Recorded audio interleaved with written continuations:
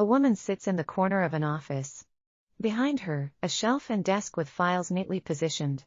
Text on screen, Lindsay Calvary. Her in psychotherapy, which was such a huge factor in me being able to connect with my son and really try to work through my guilt and barriers and fears. And that was so beneficial. And I always recommend that. Once again, CBP is a really hard therapy to get into because of the limited access. But once your child welfare involved, I did get access right away.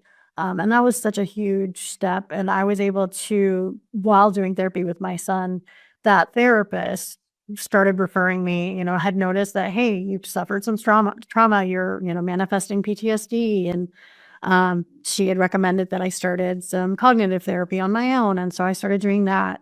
And then she recommended EMDR, which is a trauma-based therapy of, it's called eye movement desensitization reprocessing.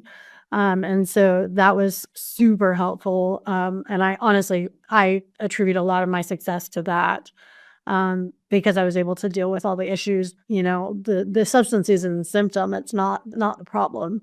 And so, being able to understand what things were there to help me was such a huge access to recovery for me. And so, then we were also I was able to get my son screened. He had some developmental delays. So were partaking in early access, which led to early Head Start.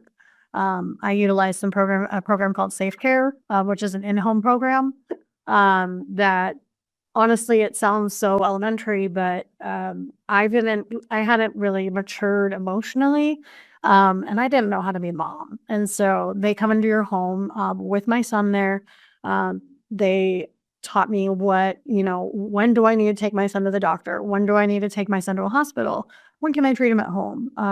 What things are safe in my home? That's something a lot of people don't think about.